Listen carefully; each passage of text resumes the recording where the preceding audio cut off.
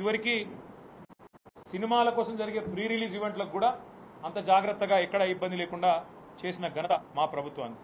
కానీ ఈరోజు ఏం జరుగుతూ ఉంది హైదరాబాద్లో మీరే చూడండి. నిన్న పాపం జూనియర్ ఎన్టీఆర్ గారి సినిమా ఆయన ఇక్కడ రిలీజ్ ఫంక్షన్ పెట్టుకుంటే దాన్ని కూడా కనీసం నిర్వహించలేని అసమర్థత, గంట్లాంటి పరిస్థితిలోకి ఇవాళ ఈ నగరం వెళ్ళిపోయింది.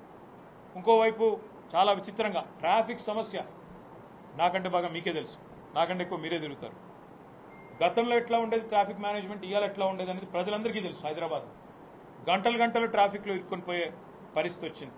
అదే మాదిరిగా ఇవాళ హైదరాబాద్లో మేమండం కాదు, ప్రభుత్వానికి అంతో ఇంతో కొంత సానుకూలంగా ఉన్న పత్రికలు కూడా ఈ నగరానికి ఏమైంది అని చెప్పి వార్తలు రాసే దుస్థితి. 30 రోజుల్లో 28 మర్డర్లు అని చెప్పి లా అండ్ ఆర్డర్ పూర్తిగా అదుపు తప్పింది అనే పరిస్థితి. ఇవన్నీ కూడా మన కళ్ళ ముందే కనబడతా ఉన్నాయి. పరిస్థితులు ఇట్లా ఉంటే ఈ 10 నెలల్లో ఒక్కటంటే ఒక్కటి పాజిటివ్ కార్యక్రమం లేదు. నేను అడుగుతా ఉన్నా రేవంత్ రెడ్డి గారు, మీరే మున్సిపల్ శాఖ చూస్తా ఉన్నారు. మేము సనత్ నగర్ నియోజకవర్గంలో ఇప్పుడు అక్కడి నుంచి వచ్చినాం.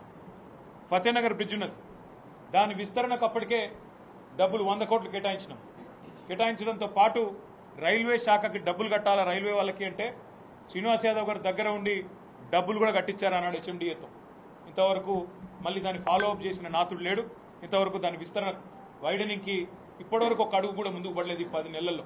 ఎందుకు అంటే పురపాలక శాఖ మంత్రి గారికి పట్టింపు లేదు, హైదరాబాద్ నగరం మీద ప్రేమ లేదు, నియోజకవర్గ సమస్యల పట్ల అవగాహన అంతకంటే లేదు.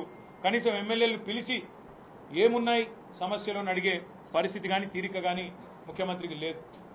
అదేవిధంగా కుకట్పల్లిని ఇటు సనత్ నగర్ను కలిపే ఆ ఇండస్ట్రియల్ ఏరియా నుంచి వచ్చే అండర్ పాస్, బాలనగర్ కలిపే అండర్ పాస్, దానికి కూడా మేము డబ్బులు కట్టినాం. అక్కడ కూడా రైల్వే శాఖకు చిన్న ఆటంకం ఉంటే వాళ్ళకు కూడా పైసలు కట్టినాం. కానీ ఈ రోజు వరకు ఒక్క అడుగు ముందుకు పడలేదు.